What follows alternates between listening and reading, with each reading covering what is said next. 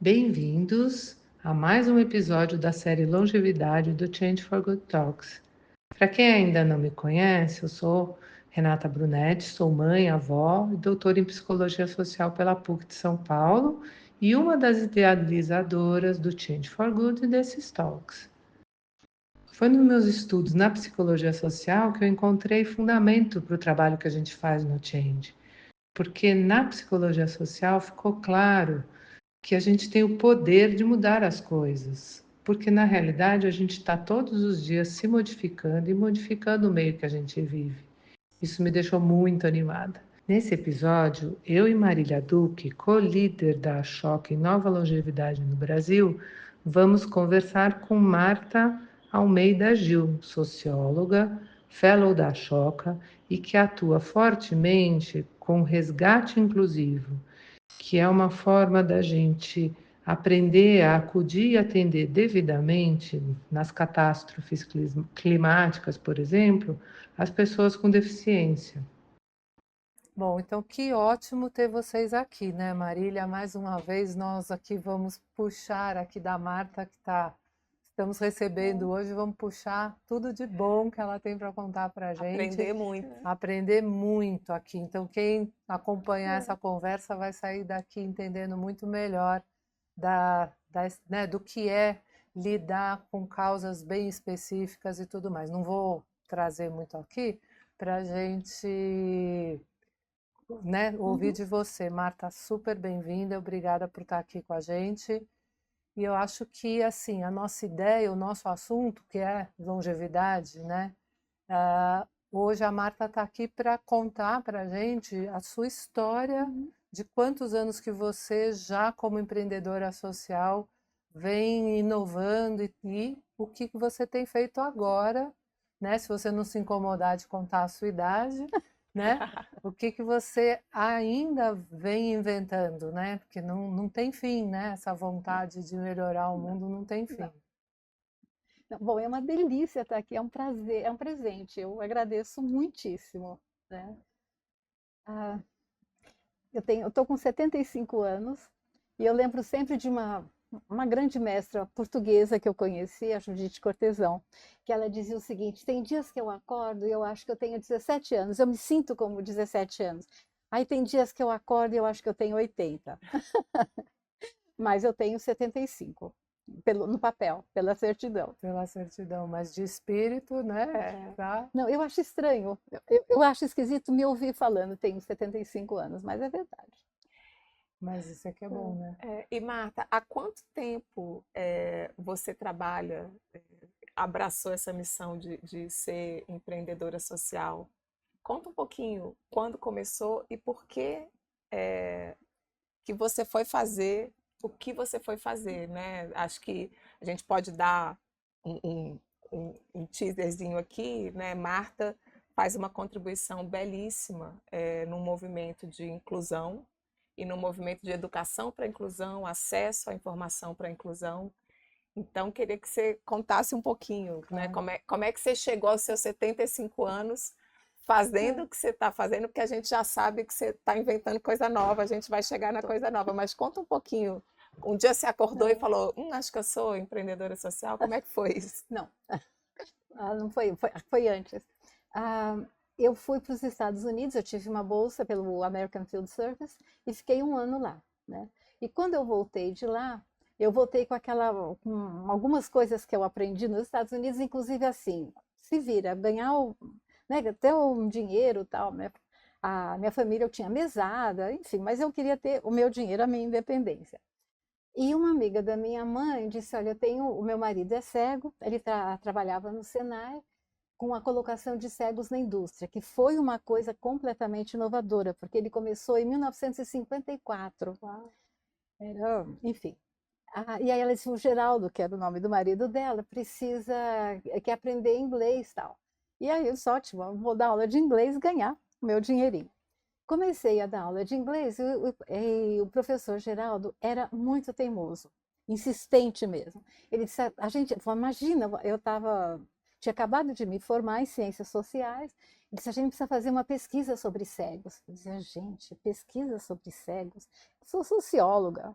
formada pela USP. Então, aquele nariz assim de 20 e poucos anos, né?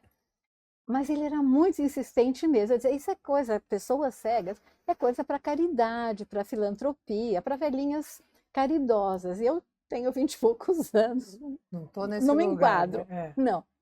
Mas ele era muito insistente. Na época tinha o projeto Rondon aqui no Brasil. E aí fui conversar com o Rondon e trabalhei. Trabalhei como socióloga. Eu coordenei uma pesquisa que na época foi a maior pesquisa sobre pessoas com deficiência visual. Foi um trabalho voluntário. Eu capacitava, fiz o questionário e aí fui procurar informações, né? Disse, bom, eu tinha saído da faculdade, o modelito certinho, né? Precisa fazer um levantamento preliminar. O levantamento preliminar durou uma semana, porque não tinha nada e pronto. Tinha uma estimativa da Organização Mundial de Saúde que dizia países subdesenvolvidos, que era o termo que se usava na época, em tempos de paz, 10% da população tem algum tipo de deficiência. E aí fatiava esses 10% pelos tipos de deficiência. E a gente nem sabia de onde essa estimativa tinha sido tirada. Bom, paciência. Aí escrevi um questionário, perguntas fechadas, e tinha 2 perguntas abertas só, que eram assim, por que você acha que ficou cego? Né? E o que você está fazendo atualmente? Bom, aí treinava os estudantes, aí o Rondon dizia assim, tá bom, a gente vai imprimir os formulários, quantos você precisa? Eu não sabia, porque eu não sabia a proporção. Imagina, IBGE, não tinha nada disso. E eu disse, é dinheiro público, você também não pode sair por aí, sei lá, mandando imprimir, porque o que eu falasse naquela época, naquela hora, era eu que estava mandando, decisão, né? Bom, aí capacitava os estudantes e entregava a Deus, porque não dava para saber. Se eles voltassem com 2 questionários, eu não tinha nem como dizer não trabalharam. Isso foi Brasil? Foram 6 estados brasileiros, mas o Rondon atuava não nos estados inteiros, foram municípios mais vulneráveis, né? Que na época não tinha IDH, nada disso, mas a gente tinha alguns marcadores. Né? A gente tá numa cultura aqui no podcast que toda vez que falam uma sigla tem que explicar. Tá então certo. explica IDH. É o indicador de desenvolvimento humano. Pronto. Então, tá certíssimo, tá? Tem toda a razão. E aí a pergunta, principalmente por que ficou cego, me mobilizou muito, porque principalmente as mulheres, porque na época tinha uma crença que depois que você tivesse um filho, você tinha que ficar 40 dias de repouso na cama e tomando canja, para se recuperar, tal. Era popularmente, era o que se... Agora, imagina, uma mulher pobre que tinha acabado de dar à luz, ela não podia ficar 40 dias de cama e muito menos só tomando canja, tal. Dali a 1, 2 dias voltou a trabalhar, mas elas tinham uma culpa muito grande, porque elas sabiam que chamava-se resguardo, o resguardo pós-parto.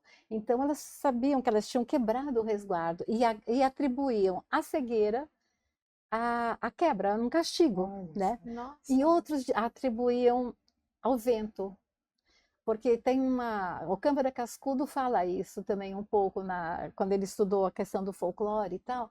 Algumas até épocas aqui que o vento era como se fosse uma entidade maligna. Então, se batesse um vento, poderia acontecer alguma coisa ruim, né? Então, muitas respostas assim: bateu um vento, fiquei cego, né?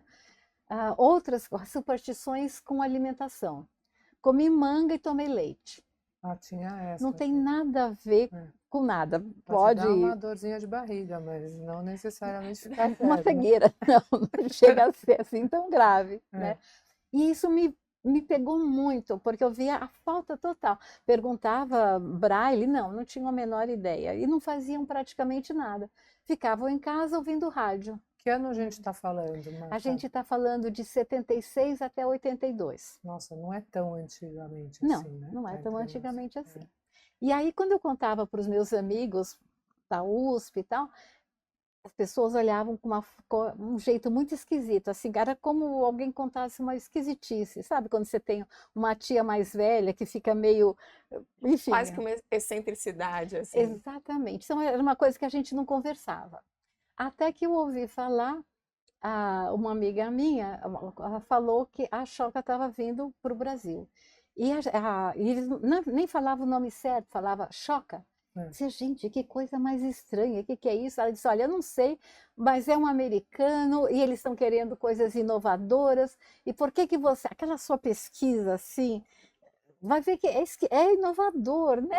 É tão esquisito que deve ser inovador, né? Exatamente. E aí pronto. Aí eu fiz uma outra rápida pesquisa, eu disse, bom, se eu vou falar de pessoas cegas, e os outros tipos de deficiência? Tem alguma coisa, alguma informação, tal? Não, aí não tinha nada. Eu disse, bom, e eu estava trabalhando com sistema de informações. Nessa época era o governo Montoro, aqui em São Paulo, ele tinha acabado de ser eleito governador, e eu estava trabalhando numa fundação, que fica na cidade universitária, mas não é da USP, é a Fundação Prefeito Faria Lima, o CEPAM, né? E eu estava encantada com essa questão da questão da informação, os computadores chegando, aqueles mainframes enormes que pegavam uma sala toda, tal. Mas eu estava em contato com isso, né? Então eu fiz um projeto aí para todos, uma rede de informações para todos os tipos de deficiência, né? Fui aprovada porque estava dentro dos critérios, né? E aí eu fui procurar a USP de novo, porque como ex-aluna eu conhecia e tinha um maior orgulho e carinho muito grande pela USP. Eu disse, olha, eu tenho um projeto e quero fazer. E na época eu gostaria de ver uma parceria, tal. Tinha acabado de criar uma ONG, enfim. Aí foi falar com o pró-reitor que tinha um filho com deficiência física, um médico. Pronto. A Ele disse, escuta claro. aberta total, né? Aí ele disse, eu vou contratar você. Eu disse, não faça isso. É muito novo, eu não sei se esse negócio vai dar certo. Eu tenho uma bolsa. Então, vamos fazer assim, eu tenho uma bolsa por 3 anos, né? Eu fico aqui, a gente faz um termo de parceria. Era a bolsa da Choca, tinha acabado de ser aprovada, selecionada, enfim. Eu disse, eu fico aqui, a gente vê, se der certo, aí a gente conversa, e se não der certo, enfim, eu não gastei dinheiro público da USP, né? Bom, deu super certo, fiquei 17 anos lá, né? E foi assim que tudo começou. Outra coisa que é super interessante é que você passou por isso e que hoje acho que ainda hoje não tem mais, não é? Porque a Choca tinha essas bolsas por 3 anos para o empreendedor social que passasse no processo. Ele mesmo dizia quanto ele precisaria para viver, para ele poder ter o tempo livre dele dedicado a fazer com que o projeto vingasse. Né? As bolsas ainda existem. Ainda tem, porque agora a Choca está nascendo em Portugal. Ela até agora ela era casada com a Choca Espanha e agora vai começar a Choca em Portugal, um escritório próprio lá, e eles vão justamente começar a procurar os empreendedores sociais lá. E eu estava comentando com o pessoal que eu conheci desse projeto da Bolsa, que era fantástico, mas eu achei que já não tinha mais, porque eu nunca mais ouvi falar. Não, em alguns casos tem, porque é justamente essa oportunidade do empreendedor se dedicar integralmente, fazer, né, girar para uma outra escala, para um outro impacto, que é muito importante, né? Então foi para você, né? É para outros também. Porque era exatamente a curva de aprendizado que eles falavam, que o Bill Draven falava, né? Você começa o seu projeto, só que como voluntário, nas horas vagas, tal. Só que chega uma hora que para o projeto realmente deslanchar, aí precisa. Por isso é que na época que eu fui selecionada, a média de idade nossa, dos fellows era de 30 anos para cima. Por isso é que agora tem um número expressivo, né, de fellows com mais idade, porque a gente nós éramos reconhecidos pela Choca nessa fase. Vocês já vinham, né, construindo aí nessa fase.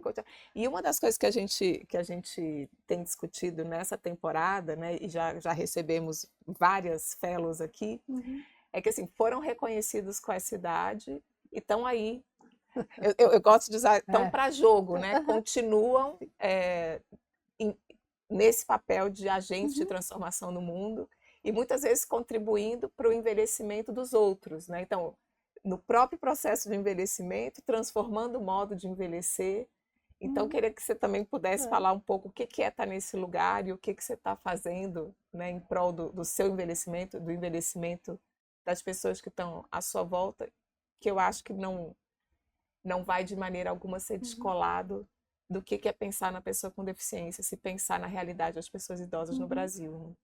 Pois é, desde o ano passado, Marília, o que eu estou fazendo foi trabalhar com a questão do clima, né? Uhum. Porque quando começaram a chegar as notícias das enchentes no Rio Grande do Sul, a mídia não falava nada sobre pessoas com deficiência. Eu comecei a ficar aflita, disse, porque claro que tem pessoas com deficiência lá.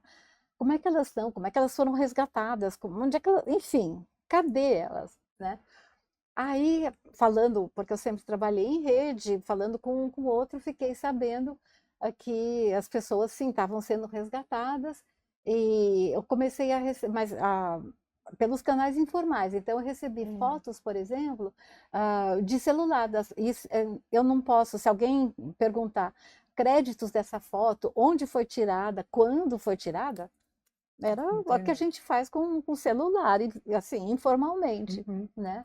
E tem uma foto que me pegou muito, porque tem uma senhora cadeirante que ela foi recolhida por uma máquina agrícola por causa das enchentes, aquelas máquinas enormes com os pneus assim dessa altura, e era uma máquina colheitadeira, então essa máquina tem como se fosse uma pá, assim. E essa senhora, que eu não sei como ela foi colocada lá em cima, mas a foto ela tá de perfil na cadeira e tem um outro homem na frente dela que está colocando uma manta nela. Uhum. Então, pelo frio, provavelmente ela estava molhada, qualquer coisa assim.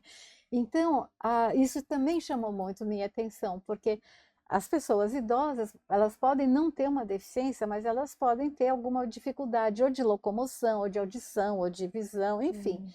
né? Então, mas a gente não tem protocolos. E, graças a Deus, essa senhora foi salva, mas Uhum. do jeito que deu. E não é esse o melhor jeito de trabalhar. Então, é isso que eu ando fazendo. Nossa. Não, e certamente tem algumas coisas muito específicas, não é? Sim, Assim, para lidar assim. com determinadas Uhum, tem. limitações, com Uhum, dificuldade da própria pessoa perceber aquilo como uma ajuda, né? Porque uhum, às vezes é tão diferente a Uhum. uhum, abordagem que ela sim, se sente mais ameaçada do que sim. ajudada, né? Isso Sim, certamente. e tá indo assim muito pela boa vontade. E na hora você tá tão fora, enfim, tá em pânico, né? E não dá para pensar com clareza. Então, por exemplo, tem gente que depende de remédios contínuos, mas você nem lembra de remédios nessa Naquela hora, hora. né? Você quer salvar a sua vida. Eu fiquei sabendo de um rapaz cego que foi resgatado, e ele esqueceu da bengala dele. E a pessoa que estava resgatando não tinha a menor o convívio, então ninguém lembrou. Aí quando ele chegou no abrigo, que ele ficou um pouco mais tranquilo, ele sentiu falta da bengala, porque a bengala permitia a locomoção independente, né? Nossa. Então ele ficou dependendo do braço de uma pessoa para se locomover. Pessoas com autismo, por exemplo, muitas delas se desorganizaram. Entrei quase em pânico, Uhum. né? Porque já todo. E aí você está em pânico, você percebe o pânico, enfim. E teve abrigos, por exemplo, que não aceitaram pessoas com deficiência. As pessoas, como não tinham informação, tinham medo. Não, ele vai me atacar, ele não ia, ele estava só descontrolado, né? Então, uma pessoa lá no Rio Grande do Sul, não sei nem a cidade, ela conseguiu um prédio que abrigou só pessoas com autismo, né? Porque aí as pessoas Tem conheciam e que. sabiam como lidar. E isso existe em outros lugares do mundo, já existem esses protocolos. Quer Em dizer, al- esse é o seu projeto novo, né? É Esse é um desenhar deles, tem esse, um outro. esse protocolo. Vamos por partes, vamos por É. partes. Em alguns lugares tem sim, Uhum. mas aqui e nem sempre eles são adaptados à nossa realidade, né? Eu tenho uma amiga que brasileira que mora na Flórida, ela me mandou material. Então, a Flórida tem sempre muitas questões de tufão, enfim, mais com ventos, né? Aí ele já tem abrigos, e eles têm abrigos para pessoas com deficiência e abrigos para pessoas com deficiência que têm pet, que tem um animal de estimação. Porque assim, não é todo mundo que gosta de cachorro, ou de gato, ou de cachorro. E principalmente se for um cão-guia, são cachorros grandes, de grande porte, né? Então, se eu já estou numa situação de medo, de desastre, e aí eu estou num lugar e eu tenho que ficar naquele lugar porque é a minha segurança, e tem um cachorrão desse tamanho do lado, não vou ficar tranquilo, né? Então, eles têm, inclusive, essa possibilidade de ir para um outro abrigo, e as pessoas já sabem, já tem todo um treinamento, já sabem o que levar, ou as casas, como proteger as casas, blindar, colocar proteção nas janelas, ter um estoque de comida, enfim, todas essas coisas. Mas aqui a gente está sendo nós pego. nós não tivemos, né? Nós não somos um país com Uhum, frequentes não, catástrofes, né, climáticas, não, ambientais e essas coisas. não, Então, realmente a gente não não. sabe lidar Uhum, com isso. E, Marta, uma ideia que a gente tem muito quando a gente fala, por exemplo, de cidades amigas das pessoas uhum, idosas, a gente fala que, na verdade, é cidade amiga de todas as idades, porque se vai funcionar uhum, para alguém que tem alguma necessidade específica, que tem uma uhum, questão de mobilidade, que tem uma questão, né, enfim, tende a atender melhor todas as outras pessoas. uhum. Você ainda tem que explicar isso toda vez que você vai. Tem, porque isso tem a ver com acessibilidade, né? E assim, não é um gasto, porque tem gente que diz assim, mas eu fazer uma rampa para um cadeirante, quantos cadeirantes tem? Aí você tem que explicar, diz, olha, é o seguinte, rampa é bacana para todo mundo. Uma mulher, principalmente fim de gravidez, ela está pesada. Ela, entre uma rampa e uma escada, muito provavelmente ela vai preferir uma rampa, né? Uma pessoa idosa, ela não pode não ter uma deficiência, mas ela está com um andar, né? Uma pessoa obesa, ela também não vai gostar muito de uma escada. Ou se torcer o pé, não é uma deficiência, daqui a pouco, né? Enfim, criança pequena, né? Então, acessibilidade, porque é uma cidade boa para todos, com acessibilidade. Então, a questão de custo-benefício não se coloca, Uhum. né? Porque ela é boa para todo mundo. Você sabe que quando eu tinha 10 a 38 anos atrás, eu morava em Brasília e a minha mãe sofreu um acidente seríssimo. E a gente se mobilizou para construir, para fazer uma rampinha no prédio, porque ela ficou muito tempo de cadeira de Uhum, rodas e assim, ninguém pensava nisso, era uma coisa assim, não, era tudo escada, sim. né? E aí você ficava perguntando, mas aí essa pessoa ela desaparece do mundo, né? Porque não tem espaço para ela Uhum, ocupar, para ela chegar, uhum, né, numa condição dessa. exatamente. Eu tive um amigo que foi fellow da Choca e faleceu precocemente, o Luiz Baggio. Ele era cadeirante. E ele morava pertinho da cidade universitária, da USP, que são umas ruas tranquilas e todas planas, tal. E ele tinha uma cadeira motorizada. E ele costumava andar, e ele dizia, Marta, o fato de eu andar, para tomar sol, para visitar um vizinho, qualquer coisa, né, para tomar um ar, tal, é um discurso. Eu não preciso falar nada. As pessoas estão me vendo. E é uma coisa que a gente fala muito aqui, né, Renata, É. com a questão de os corpos, Uhum, né, desviantes, uhum, únicos, eles estarem visíveis é uma forma de resistência, né, é uma forma é, de se fazer presente, né, sim, assim, que é sim, muito, eu estou Não, e muito, aqui. para muito, poder estar presente, você tem que tem que ter o ter acesso. espaços que tenham Acessibilidade. acesso, né? Agora, o Brasil tem leis maravilhosas. Assim, em termos mundiais, as nossas leis brasileiras, federais, elas estão o Brasil está entre os 2 melhores países do mundo. O que a gente precisa são 2 coisas. A gente precisa de informação. Então, esse podcast, por exemplo, é um presente fantástico, né?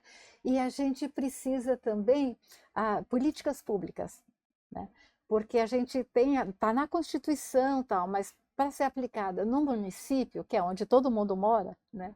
O Franco Montoro dizia: ninguém mora na União, ninguém mora no Estado, todo mundo mora no município, né? Então, o município precisa ter essas leis também, porque a gente tem esse arcabouço, mas o nosso sistema é piramidal. Então, o federal está joia, está perfeito. Aí você precisa ter a nível estadual e a nível municipal.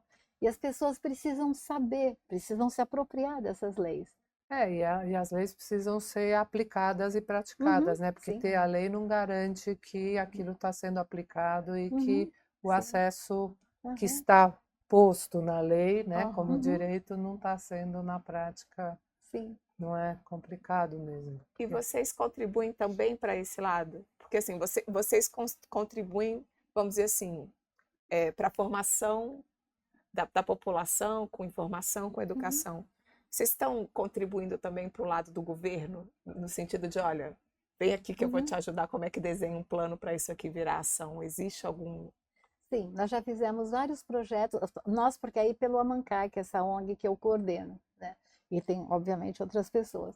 A gente já fez vários vídeos, publicações, tal, com o Ministério Público do Trabalho, com a OIT, né? E agora, com essa questão climática, a gente está, eu estou começando a conversar, porque para mim é completamente novo. Nunca estudei isso, nunca trabalhei, enfim, nessa área. Então, estou estudando e conversando, né? Então, fui conversar com a Defesa Civil, fui conversar com Cruz Vermelha, com Médicos Sem Fronteiras. Aqui no estado de São Paulo, a gente tem a Secretaria de Estado das Pessoas com Deficiência, dos Direitos da Pessoa com Deficiência, né? Então, a gente está conversando, nós estamos com duas redes, uma rede no LinkedIn, outra rede no Instagram, né? Já fizemos entrei no INPI com o registro da marca, né? A resgate inclusivo, né? E estamos trabalhando com essa questão da informação, né? E esse projeto, para ele, né, vamos dizer, você desfrutar dos bons resultados que você está buscando, o que que precisa? Nesse momento, Renato, que a gente está precisando, nós estamos na fase do fundraising, de captação de recursos, né? Porque, e ao mesmo tempo, continuamos estudando, conversando, tal, né? Mas agora a gente está se sentindo, então, compus uma equipe maravilhosa, está todo mundo trabalhando voluntariamente, né? Há um ano, desde as enchentes do ano passado, né? E agora a gente está fazendo uma captação de recursos, né? Porque o ano passado, aqui no Brasil, a gente teve as enchentes no Rio Grande do Sul, nós tivemos incêndio no Pantanal, que eu nunca pensei que pântano pegasse fogo, a minha cabeça não Não juntava, fechava não, isso, né? não fechava. E no Amazonas, nós tivemos aqueles rios imensos, secos, que você via o chão, assim, aquela terra Aquela terra toda toda rachada, quebradinha, né? né? Então, num ano, nós tivemos 3 tipos extremos. E agora acabamos de ter desastres lá no estado do Paraná, né? Uma cidade pequena vai ter que ser reconstruída em outro lugar, ela está inteiramente destruída Por causa dos ventos, né? Foi por uma causa dos ventos. ventania. Aí foi vento. Você falou uma coisa da linguagem e da comunicação, acabou de ser aprovada, né, a lei de linguagem Uhum. simples, né? Explica para a gente um pouquinho por que que isso é importante e como é que isso tem atravessado o trabalho que você tem feito até aqui.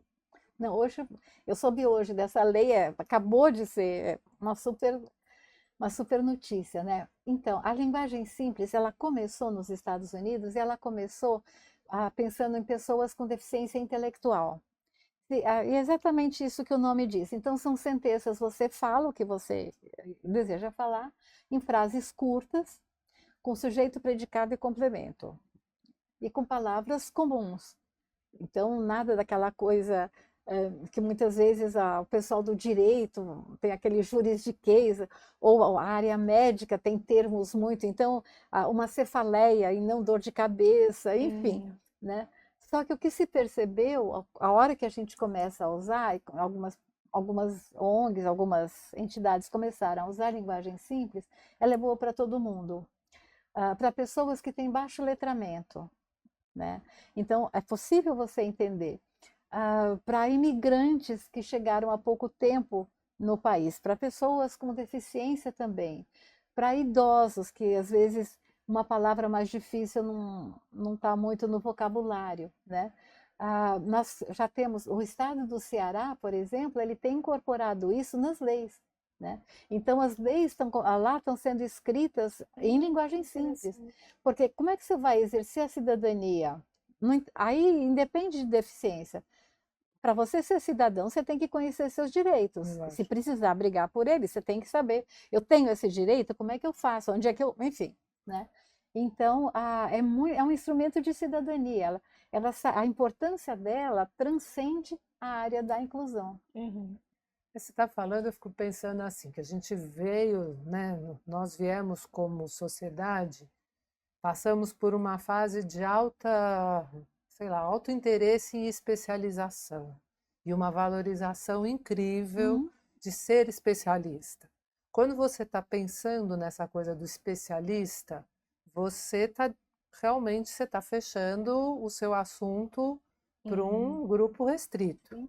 né? Uhum. E isso por muitos anos isso era uma qualidade, Sim.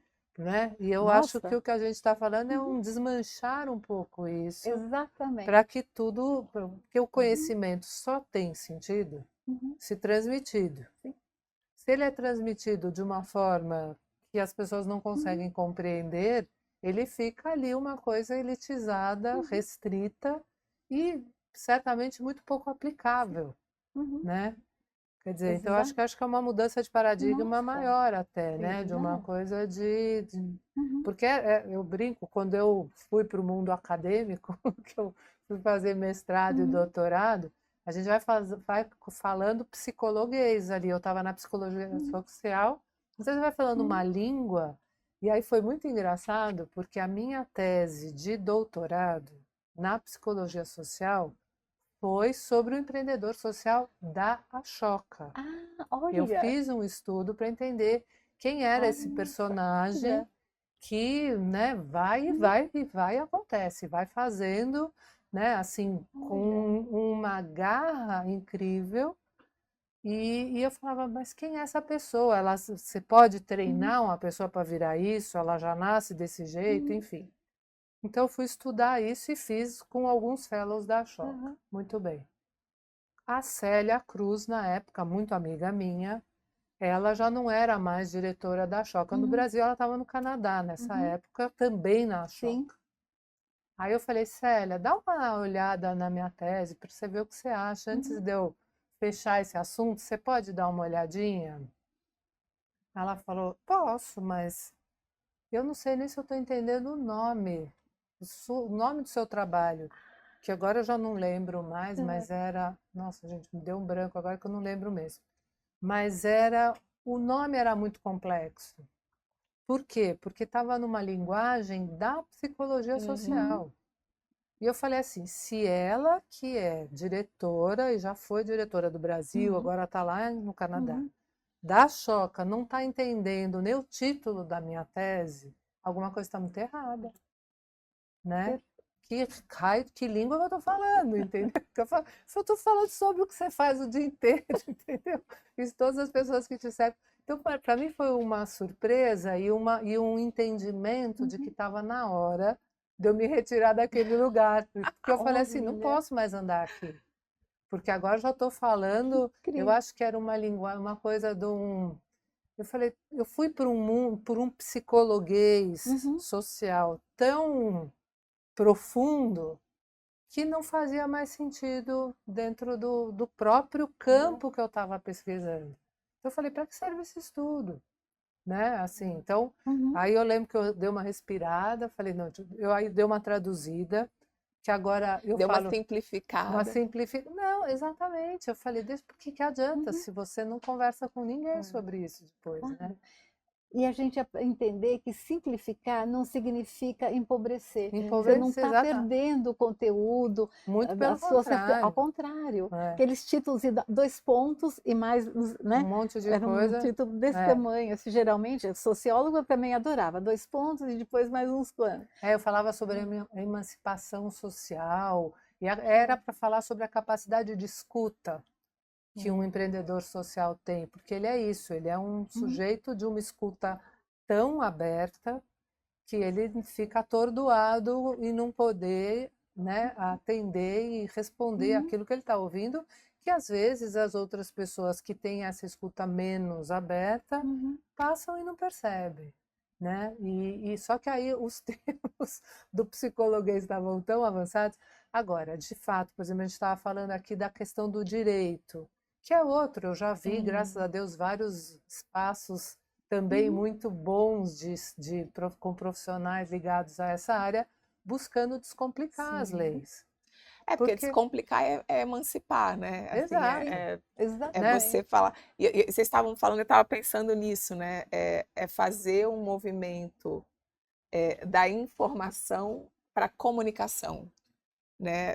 Ou seja, pensar no encontro, né? No com quem que eu vou estar e como que vai ser a produção de sentido nesse encontro, né? Porque a gente fica, não, eu tenho que falar porque o que eu tenho que falar é muito importante, mas você vai falar para quem? E o que você está querendo gerar, né? Em termos de produção de sentido, que só vai se dar com o outro, quando o outro entrar, né? Nesse diálogo, né? E que tem tudo a ver com a escuta também, né? Qualificada, de como que você vai escutando e produzindo, né, esse encontro e essa comunicação. Eu acho que é a informação, comunicação e ação. Porque para que eu quero essa informação? Para que eu quero comunicar? Eu quero gerar algum tipo de ação, seja lá qual for. Né? Então, acho que são essas 3 palavrinhas que precisam vir junto. Mas é que eu acho que por muito tempo nós nos contentávamos com essa... Né? Então a gente se sentia tão impotente, porque não entendia nada que o especialista estava falando, você se sentia tão impotente que o outro se sentia empoderado ali com... E aí? Mas você gerou o que de ação nessa verdade? Né? Gerou até um constrangimento mesmo, que é uma incapacidade de agir a partir de eu não ter entendido o que está sendo falado, eu não tenho condições de dar um passo aqui, né? Não é para mim esse assunto, então pronto, né? E aí acabou-se. E você falou que você tinha um outro projeto que eu acho que está ligado a esse terceiro âmbito da ação. Tá. Então conta um pouquinho para dar um exemplo do que é ir da informação para a comunicação para a ação. Está nascendo e está em... Mas é um desdobramento do resgate inclusivo, né? Eu estava lembrando do meu tempo de escola americana, né? E eu sou amiga da atual presidente da Federação Brasileira das Associações de Síndrome de Down. E a federação tem um dos trabalhos, uma das linhas de ação, é da autodefensoria. O autodefensor, o pessoal do Carpe Diem trabalhava, não chamava assim. Não chamava assim, é isso que mas eu ia era te falar. exatamente essa concepção, né? Você empoderar a pessoa com deficiência intelectual para que ela entenda, você concretize, né, o que você está querendo transmitir, não no sentido infantilizado, nhenhenhé, o bracinho, queridinha, nada disso, mas é trazer o conteúdo de uma forma mais concreta, né? E aí para empoderar essas pessoas, para elas terem a sua voz. Né? Eu comentei com você que eu me envolvi com o Carpe Diem, aliás, assim, foi um presente da vida mesmo ter me aproximado da Glória, conhecer o Carpe Diem. Então, assim, desde ter feito alguns trabalhos na área de captação de recursos para eles, depois como voluntária me envolvi também, eu me lembro, e o que eles falavam, que eles queriam dar protagonismo para a pessoa que tinha a síndrome, né? Alguma delas ali, que eu não lembro direito quais eram as síndromes todas que estavam ali contempladas, mas era da autonomia e da protagonismo, para que elas falassem. Então era bonitinho quando tinha a reunião de conselho, que eles apresentavam muitas vezes. E apresentavam desde projetos pessoais que eles tiveram, até, tipo, ensinando a gente do tipo assim, olha, eu vou entender, basta você falar de uma forma que eu consiga entender. Porque eu entendo. Às vezes você não sabe me explicar, mas eu entendo. E era muito legal isso, né? Assim, tipo, E eu lembro na época que fizeram o livro e Sim. tudo, que, né, você tá, conta, Marta, que você, Pois então, é. coincidência que a gente, É. nossos caminhos já se cruzaram e a Já, gente não de um sabia, né? jeito muito lindo. É. Então, em 2012, eu acho, 2012, 2002, não lembro exatamente o ano, mas enfim, teve Pode ser em 2 Nova mesmo. York, foi feito na ONU de Nova York, teria, foram feitas uma série de tratativas, tal, e na Assembleia Geral da ONU, uma vez por ano, que acontece lá em Nova York, tal, na Assembleia Geral, seria lançado o primeiro Dia Internacional da Síndrome de Down. Isso. Né? E para isso, eles foram. O Carpe Diem foi preparando os jovens. Eu participei um pouquinho, então, de algumas reuniões. Então, por exemplo, a gente vai para os Estados Unidos. Então, o mapa do mundo, o Brasil está aqui, São Paulo está aqui. Lá a moeda é o dólar. Então, dólar. Enfim, muitos não tinham andado de avião. Como é que é andar? Enfim. E aí eles começaram a escrever o livro, né? Que se chama, o título foi dado por uma das meninas com síndrome de Down, a Bia Paiva, que infelizmente partiu muito cedo. O livro chama Mude o Seu Falar, que eu mudo o meu ouvir. Que incrível. É perfeito, né? E aí, Incrível. como é que eles fizeram esse livro? O Carpe tinha porque ele fechou, infelizmente. É uma Nossa, coisa que eu sinto demais eu também, mesmo, até hoje. porque era espetacular. O trabalho que Era. eles fizeram ali era Não, espetacular. fantástico.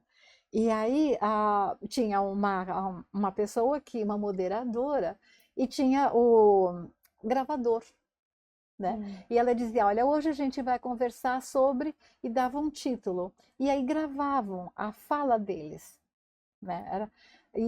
Essa fala era transcrita exatamente como eles tinham falado.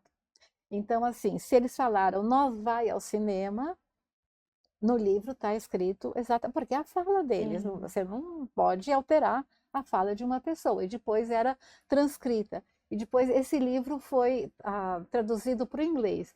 E de novo a pessoa que traduziu foi orientada a dizer, tenta garantir, manter isso, né? Eu fui para Nova York para esse lançamento, foi uma emoção. Aquele salão estava lotadíssimo de mãe, pai, jovens com síndrome de Down, enfim, do mundo inteiro, né? E quando a gente falou que tinha o livro, nossa, eles queriam parar a reunião e ler. E os dois jovens do Carpe Diem estavam na mesa falando, porque o livro era deles, e eles tinham escrito o livro, eles fizeram tarde de autógrafo, eles né, lançaram o livro, autografaram, e agora parece que tem uma outra edição saindo. Eu fiquei bem contente de saber disso. Então, isso é que fazem os autodefensores. Então, essa ideia, o Carpe Diem, infelizmente, fechou, mas a Federação das Associações de Síndrome de Down tem essa ideia, que eles chamam de autodefensores, e nós estamos escrevendo um livro, né, começando a desenhar o projeto e tal, para capacitar os autodefensores a falarem sobre clima. Então, eles falarem, porque eles já falaram no Senado, na Câmara Federal, enfim, e não é decorado, eles entendem e falam.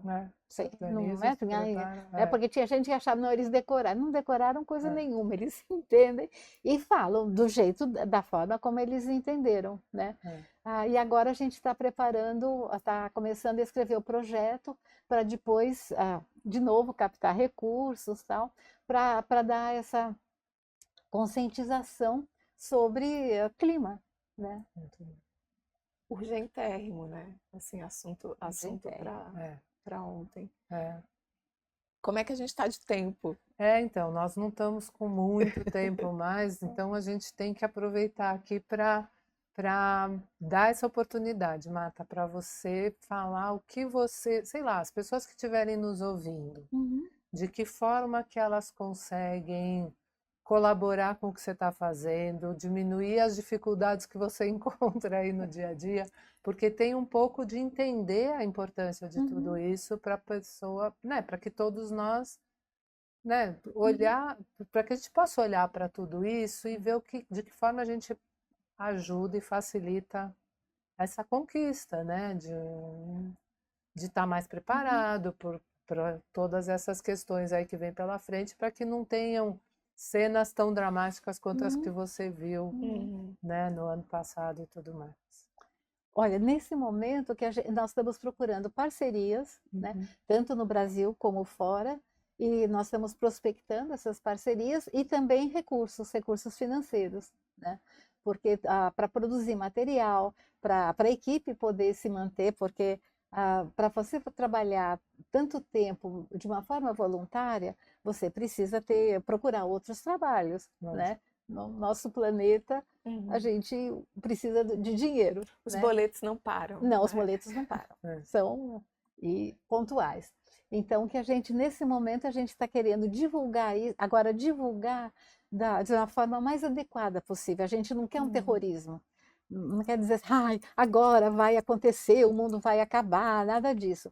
Não, o mundo provavelmente não vai acabar, mas a gente está vendo os resultados da COP, as notícias dos países são notícias preocupantes, né? Então a gente precisa ter essa consciência, né? Parar de achar que Deus é brasileiro e que vai resolver tudo, porque nós temos uma parte de responsabilidade nisso, né? E aí nós precisamos exatamente captar recursos. E que tipo de parceria? Quando você fala que você está buscando parceiros, quem são esses parceiros? Porque de repente a gente pode ter algum potencial parceiro aqui nos ouvindo, né? O que é ser seu parceiro? Empresas, por exemplo, né?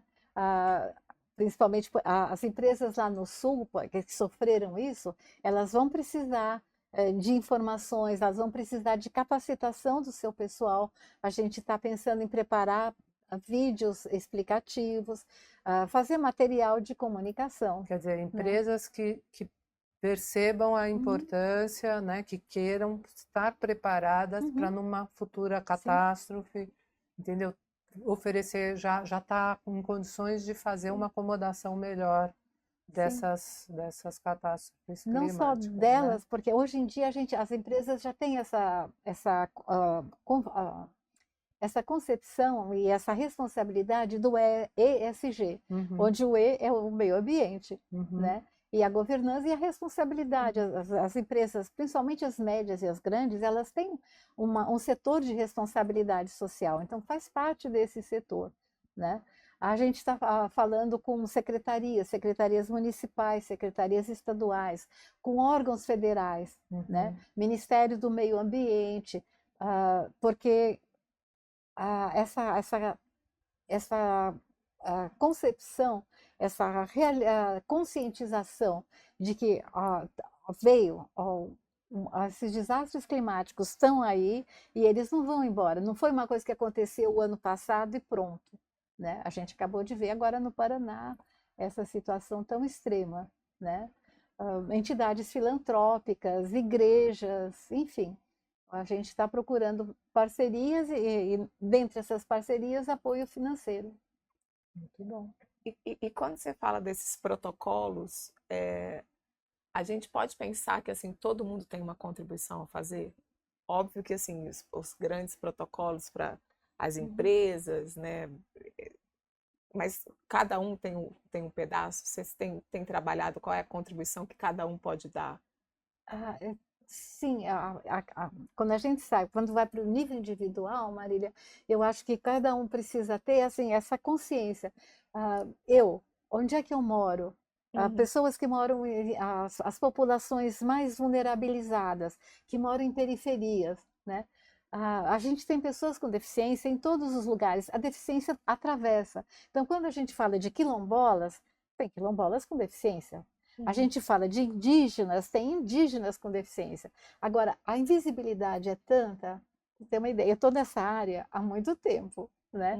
O ano passado foi a primeira vez que eu li matérias feitas por uma jornalista maravilhosa do Pará, falando de indígenas com deficiência. Eu nunca tinha lido a respeito. Eu fiquei, claro que eu pensava, né?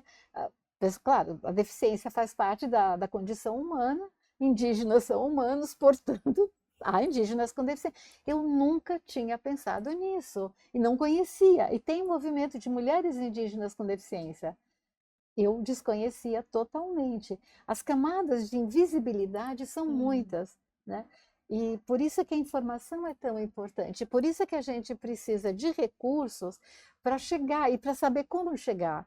Eu não saberia como falar com uma comunidade indígena. Eu sou uma flor do asfalto, eu sou paulistana, eu nasci aqui. Eu não teria uma comunicação, não saberia como me comunicar. Claro, eles falam português, mas enfim, como é que você faz, tem uma comunicação mais assertiva, mais respeitosa, mais direta, né?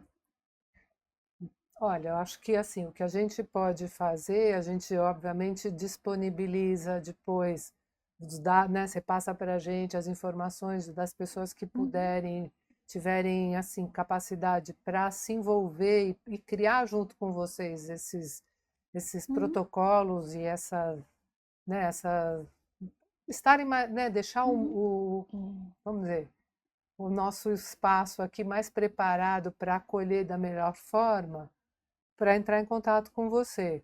Agora, eu acho que essa provocação da Marília é legal para a gente fechar aqui a nossa conversa um pouco com isso. Que recado que você daria para uma pessoa que estiver ouvindo e ela, sei lá, que fosse uma criança que estivesse ouvindo ou uma pessoa que não tivesse condições de em fazer né, ter uma participação tão consistente no teu projeto, mas que ao acordar, ela acorde outras pessoas em cadeia também, né? Para esse assunto que você está trazendo, que é extrema urgência. Pois é, no caso de crianças, enfim, se a gente pensar no ambiente, na comunidade escolar, esse projeto que a gente está começando a desenhar está indo muito nessa direção, né? Porque a escola é um ponto de irradiação. É importantésimo. E a gente tem na Base Nacional Curricular Comum, o meio ambiente é um assunto, só que geralmente ele é um assunto en passant, né?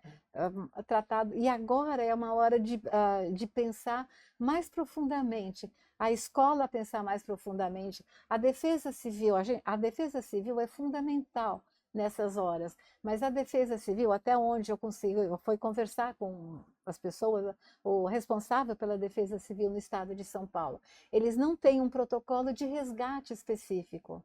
E a gente precisa pensar também no depois, porque a gente está saindo de 2 anos de pandemia, onde nós ficamos dentro de casa, numa situação de estresse. No começo a gente não sabia o que era, como pegava, o que fazer, enfim. A hora que a gente respira um pouco, começa a sair, né, a gente tem esses desastres todos. E isso abala muito profundamente as pessoas. O medo, quando a pessoa está no abrigo, muitas delas depois, quando acabou a chuva, por exemplo, no Rio Grande do Sul, elas não queriam sair do abrigo porque era como se fosse um útero. Ela dizia, eu não sei se a minha casa está em pé, eu não sei se a escola do meu filho, eu não sei o emprego do marido, enfim, ninguém sabia nada, porque eles estavam fechados ali, praticamente com pouquíssima comunicação, né? Então, a gente precisa estar trabalhando em várias camadas. Corpo de bombeiros precisa estar capacitado. Como é que eu pego uma pessoa com deficiência, que ela pode ter uma condição mais delicada? Não posso pegar de qualquer jeito. A cadeira precisa vir com ela. A cadeira não pode também ser danificada, porque a cadeira é fundamental, como uma bengala de um cego, tal. Se ela tem remédios, enfim. A gente precisa trabalhar com muitos atores da sociedade. É profundo. Aí, É. Não, e um profundo, complexo, né? E interessante, porque provavelmente vocês vão estar falando também com vários níveis de linguagem e adaptando as linguagens, e que é um trabalho que por si só é o trabalho, né? Assim, muito interessante. E a gente estava, Renata, sempre quando a gente está trazendo nessa temporada as fellows, a gente está também falando um pouco do que vai ficar para trás, né? Assim, do que vocês estão construindo de legado e o que vocês aprenderam, o que vocês vão deixar de aprendizado para as próximas gerações, para os seus pares, né? E quais são os sonhos para o futuro que vocês ainda vão fazer? Você já contou bastante do que você está fazendo e vai fazer, né? Mas tem alguma coisa que você olha para trás e fala, isso aqui eu tô feliz de ter feito, assim, eu tô feliz de ter contribuído. Eu acho que a minha grande contribuição é a questão da informação, né? Porque quando eu estava na USP, por exemplo, eu fiquei 16, 17 anos lá. Eu trabalhei com muitos estagiários. Tinha época que eu estava com 20 estagiários, com bolsas da USP e tal. E eu tenho contato com alguns deles, né, até hoje, pelas redes sociais, que são uma maravilha. A gente, e mesmo que, que a gente não tenha mais contato, né, mas tornar visível uma condição do ser humano, né? E saber assim que tem coisa para ser feito, tem coisa para ser desenvolvida, e é para o bem de todo mundo, né? Muito Muito bem, bom. né? Muito obrigada. E depois, se você puder, só fala como que as pessoas te acham. Bom, super fácil. Eu sou mais fácil de achar atualmente no LinkedIn, onde eu estou como Marta Almeida Gil, né? Posso deixar também o meu e-mail, que é martaalmeidagil@gmail.com. E o Marta não tem H. E são 2 As, do Marta e do Almeida. Muito Pronto. bom. Então, tomara que realmente a gente chegue em muita gente, que essas parcerias que você está buscando, que a gente consiga de alguma forma, né, as pessoas que nos ouvirem, que tiverem condições, né,